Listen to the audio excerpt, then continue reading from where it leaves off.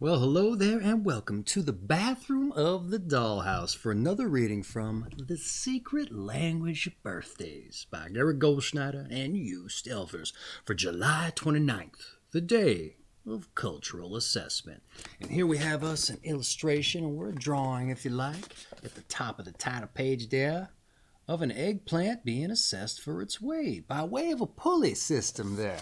I would dare to venture that this is the most representational image of a birthday we've seen yet. That's right, and I've seen a lot of these. Okay, before we dive in with a birthday reading today, let's roll some dice. This is the Diecast Birthday Cast, so let's live up to that namesake, all right? And why else we rolling some dice? For synchronicity's sake, that's right. And what do we roll us today? Let's get it up here and framed right. A 5 and a 2. A 5 in the crown, a 2 in the root. That's right. For 7. July 29th, the 7, the 5 and a 2. Doesn't seem to line up there. But hey, that doesn't mean that isn't what we're supposed to be looking out for. Why are we looking out for these numbers, you may be wondering? Well, synchronicity's sake, as I said before. And what's synchronicity, you may be wondering if you haven't seen any of the birthday streams in the past? Well, it's just the universe letting you know you're on the right path by just showing you that it's lining up for you. And how do you do that? You just head out into the world and you keep your eye out for those numbers, a 2, 5, and a 7. And if you see them, you go after them. Why? Because you don't know what the universe might be showing you. And you know what? It's never has to be this big thing either. It might just be like you find a coupon in a dumpster for your favorite snack and happens to expire on the 25th, say. Oh, well, how about that? I don't know. Maybe the dumpster had the number 7 on the side of it. It could be little things like that. And that's not necessarily a very good example, but it doesn't mean it isn't one. And maybe I'm a scribe maiden. Hey, maybe I am. It's just coincidence, say. Maybe it is, but hey, it's fun, and you can get out there and you can do it yourself. And those are your numbers, so let's dive in, shall we? Is today July 29th, and it's your birthday today? Well, if it is, I just want to wish you a happy birthday. That's right. Happy birthday, sir or ma'am. That's right. And for everybody else who's just joining us randomly, well, I want to say welcome. I hope you enjoy yourself. This is for you, too, if you want.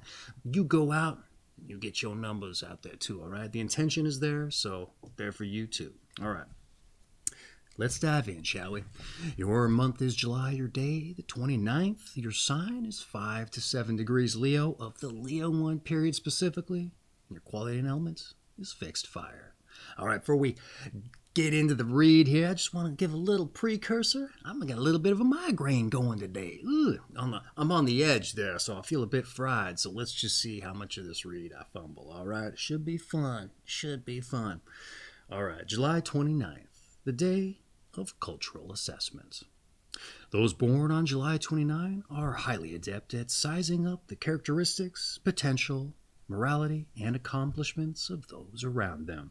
In addition, they are often able to make very impressive predictions about the outcome of dynamic processes within their family, society, or organization.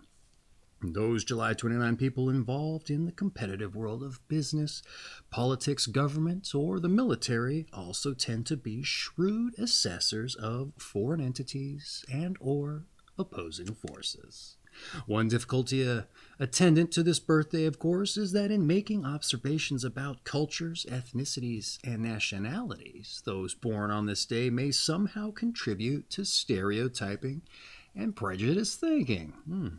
Many July 29 people tread a fine line in this regard, and sometimes they have a blind spot concerning the group to which they themselves owe their allegiance.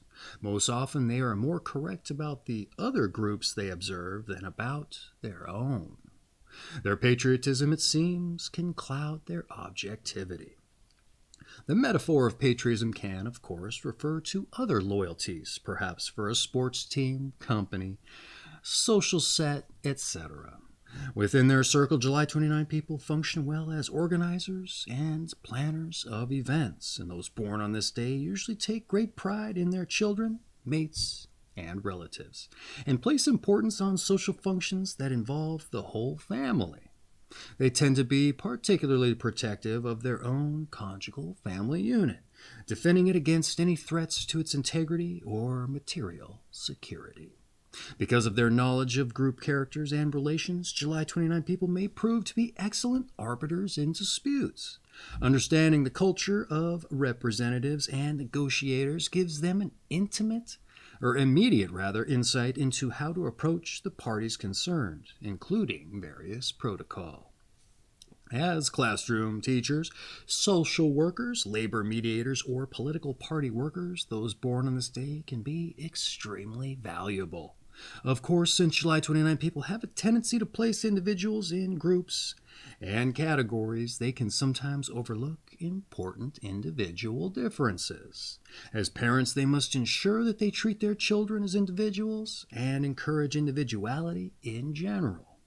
Due to their exceptional group loyalty, those born on this day may forget that they too are individuals of free will who need to be decisive in their personal lives, and too often they relinquish responsibility and accountability for their mistakes, and in fairness, credit for their successes to the group to which they belong. And in doing so, they may lose sight of their personal ideals and fail to develop their own ideology. Well, all right. Hey, that wasn't too bad of a read. I'm still feeling the residuals there in the back of my skull specifically. But hey, let's dive into my notes to see how much I screw those up, all right? Because my handwriting is a bit worse than the font in the book, let me tell you. All right, so what do I have to say about the breakdown? An eggplant being assessed for its weight. Yeah, I made note of that. I didn't want to forget. All right, are you capable of sizing up the characteristics of those around you and predicting outcomes of dynamic processes? If that's true, that's quite the enviable ability, until it comes down to stereotyping and prejudice. All right, again, assuming that's true, all right? To which, in this age, I hope you are able to control that, because it could be a huge handicap, if you like. Even if you were right in your assessment, it says it is a 1994 copyright. And so maybe they just didn't think ahead enough. They didn't have the foresight that you have to maybe not include that particular characteristic in the book. But hey, if they're being honest, you can't fault them. Maybe that is a quality July 29 people have. All right. Let's see here. The prediction on subject matter include the best prediction, even if true. It also says, if the reading says you're a good arbiter or of disputes, and it would seem that you want maybe get yourself out of any hot water you may land in. So what was the point of me writing that? Well, if you do stereotype folks, and maybe even to their face, if you're a good arbiter, well, you know how to slink your way out of it, nice smooth like, right? Well, so maybe it's not a problem. That's what I wrote that down. So maybe the point is moot. That's what I wrote. They do, however, point out some advantages to stereotyping, if you like. Understanding the culture for negotiations is one example. Hey, make lemonade when you have lemons, right? But your allegiance to a group, while admirable, might be to your own individual detriment, right? I think this is good to mention. If you're good with that, then all right, cool, right? But if you aren't and hadn't considered as much, maybe it's something to think about. And that's what I say. I'm highly individualistic in terms of my own ideology. So I say go after your dreams and don't necessarily bolster the group so much. But hey, that's just me. All right, hey, we did pretty good there. I was a little over the place, and I don't know, it'd be funny if I went back and watched this video in the future and you couldn't understand a word of coherent English, but it all sounds like English to me right now. Who's to say? I'll have to do that after I post it. Okay, hey, let's move on to your numbers and your planets. Boy, it's going to be hilarious if this is a bunch of gobbledygook. All right. Those born on the 29th of the month are ruled by the number 2, as 2 plus 9 equals 11, and 1 plus 1 equals 2. And by the moon, that's right. Those ruled by the number 2 often make good co-workers and partners rather than leaders. And this quality fits the more group-oriented values of July 29 people. However, it may also act as a brake on individual initiative and action, producing frustration. And this may be further enhanced by the moon having strongly reflective and passive tendencies. Yet the active side of the July 29 people, is also emphasized by the influence of the sun, which is Leo's ruler. And the secondary number 11, 2 plus 9 equals 11, will give rather a feeling for the physical plane, okay, and bringing the concept-oriented July 29 person down to earth. All right, what did I have to say about your numbers? Influence of the moon. It's been a few days since we had a birthday that was not focused on leadership. The past couple days, it's been a lot of dominance and authoritative folks. So it's interesting to see we've shifted out of that just a little bit by your influence, by the moon there. What else see here? Since you've had a birthday not focused on leadership or a domineering personality, said that, or someone who does well in a group. The other people didn't, so this is good for you. But I would assume the sun's influence helps you stand out amidst the group. So those leadership qualities are still there. Do not fret, because it certainly sounded like the way it broke it down. And perhaps owing to your abilities of assessment, I'm apt to maybe also assume a conflict with the sun and moon dynamics, but it seems to work out the way they've presented it. Aside from the mention of frustration, where the two things conflict, right? Perhaps something else to be mindful of. Who's to say? A lot of times we never think of this stuff until it's presented to us in a different way of conceptualization. And at which point we go, hey, does that apply to me? Well, maybe not.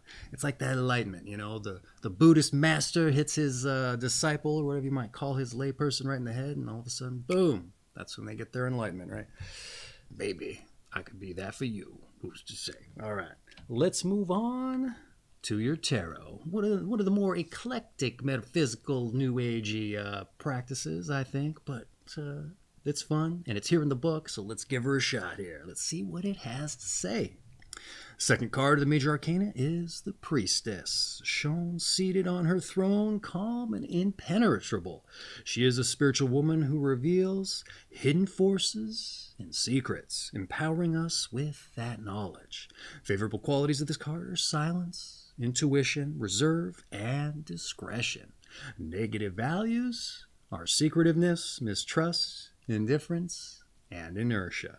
These latter qualities emphasize the passive tendencies found in July 29 people who may prefer discussion to action. All right, what did I have to say about your tarot? Let's dive into the notes here. Positives include silence, reserve, and discretion, but the negatives, secretiveness, rather. See, that sounds a bit oxymoron to me, right? The positives are everything you'd want in a secret keeper, I would think. But perhaps that's where the source of frustration lies. But perhaps it speaks to what you keep secrets about also, right? Anyway, discussion is great, but don't be afraid to act, all right? Don't be afraid to act. And that's what I had to say for your tarot. I was picking up on that oxymoron stuff there. Well, secretiveness. You don't want secretiveness, but you're very good at keeping secret. Which one do you pick, right? Okay, let's dive in with your health.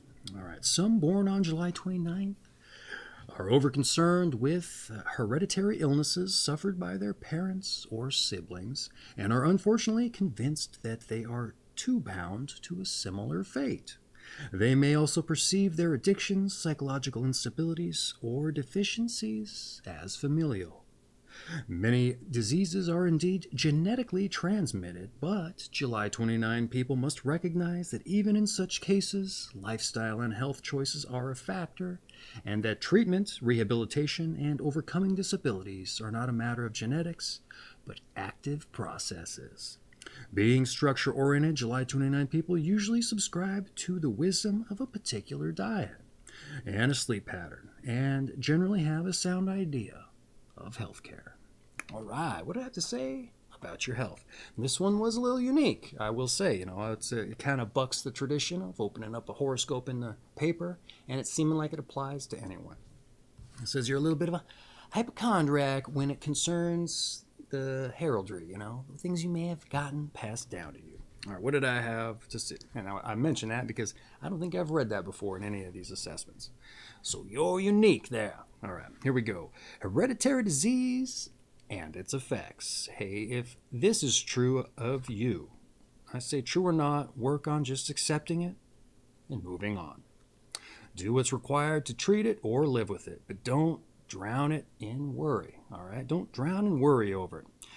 I know I get overwhelmed by certain things. Best way to overcome it that I've found that works for me is to sit with it for a little while and let it have its time, okay?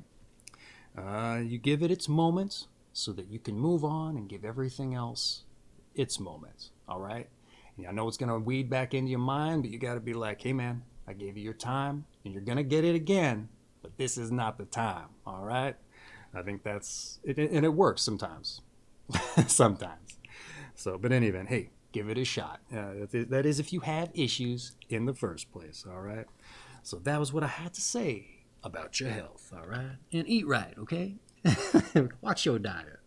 And have regular movements, all right? That's what I need. I was a hoarder as a child, if you know what that is. And sometimes it sets back in. That's right. Okay. Let's move on to some advice. Try not to overgeneralize. Remember that each person is an individual. Do not neglect your own personal process. Be proud of your heritage, but don't wrap yourself in it. All right. Did I have anything to write about your advice? Let's see. Each person is an individual. All right. I love this, and I try to live it. But I also notice I don't live it like 95% of the time, all right? To the point when I do feel like I have been seeing other people as individuals, it feels like an accomplishment. So be mindful of that. You know, even when you see like this really nasty, grimy, haggard dude or lady walking down the aisle at the Walmart or wherever you may happen to be, and they just stink to high heaven, like they're a person too, as it turns out. So it's interesting to think about, because sometimes you're just like, ugh, oh my Lord. It's like, that's the last thing on your mind, that this is a person. They are an individual themselves. So yeah, I feel like it's an accomplishment if I'm able to bring myself to the 4A and be like, that's a person right there. I don't know if that makes any sense, but it does to me in a certain manner of speaking. All right, what else do I have to say? Oh, this is one of the reasons that I started reading people's birthdays. And I'll tell you why. Because when people say, oh, happy birthday, it feels like an empty platitude to me. 100%. It's just something people say, and it has zero ascribed meaning. And to the point I hate that birthday song. Hate it. I especially don't like the fact that they copyrighted that thing to the hilt. Now, of course it's a popular song, but and they stole it. They stole it from another thing, and then they're gonna claim the copyright on it. Yeah, so I hate that song, but that's a here nor there. I wanted to wish people happy birthday. All right, so I try to be as genuine when I say that to you, because I want to mean it, and I hope that there's individuals on the other side of this hearing it and taking it to heart and feeling something from it, because that is my true intention. And that seems like a total deviation, but we were talking about individuality, and I figured I'd put that in there at some point. All right, let's move on to your meditation. All right. Forget to remember, remember to forget. Forget to remember, remember to forget. Something like, oh, that person's an individual. Oh, it feels like an accomplishment when you remember, all right? When you forgot to remember. Hey, don't let me, grab your meditation from you. This is your birthday, not mine. So forget to remember, remember to forget. All right, hey, let's move on to your strengths and your weaknesses. Your strengths, you're observant, you're loyal, and you're concept-oriented. And your weaknesses, you're opinionated, you're clannish, and you're restricted. Oh, all right. Hey, let's move on to those born on this day so we can get a nice little snapshot of the company July 29 people keep. And sometimes if maybe we recognize a name, we can append kind of everything we've been hearing and learned from there onto someone we recognize, perhaps, and see ourselves in that. And sometimes it's interesting to see who shares your birthday. So let's dive into those born on this day. Mikis Thorodoriakis. Theodoricus. All right, Greek names get me. All right, he was a Greek nationalist composer of song cycles, film music, and Zorba the Greek. I knew these were going to throw me today. Benito Mussolini. Ooh, there's a strong personality. Italian fascist dictator. Says his nickname was either Il Deuce or I Deuce. and he was assassinated by partisans. All right, let's move on to Alexis de Tocqueville. Oh my God, a French name. We had a French 18th century statesman, a political scientist, historian. Democracy in America was what they were responsible for. Let's see here. It's the title of a book or a film or something.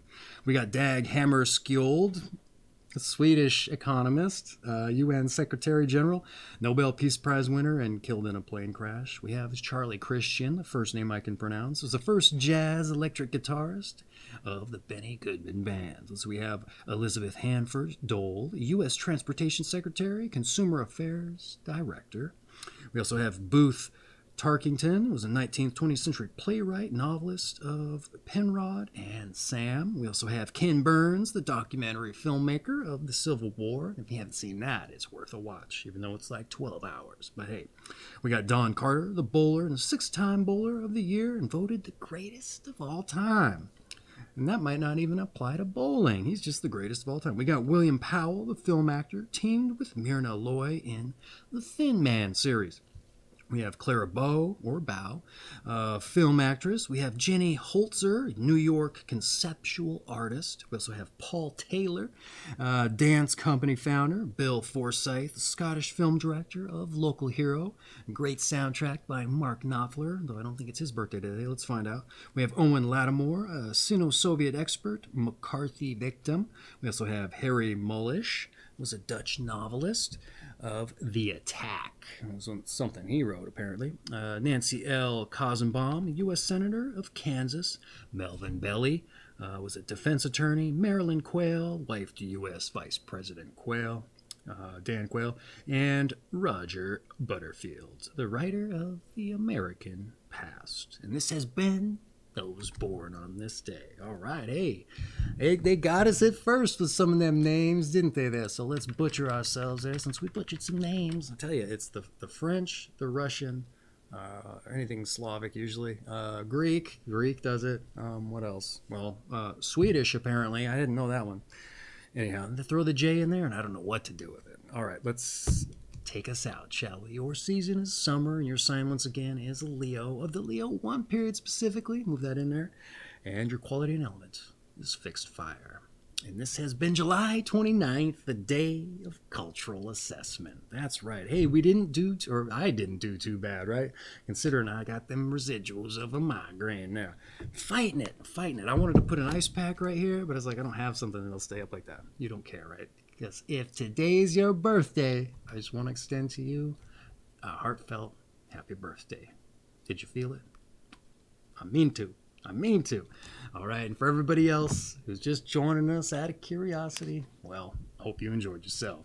All right, I do kind of hope this is a bunch of gobbledygook, like my language processing center doesn't work, and this doesn't make any sense. We'll find out, won't we?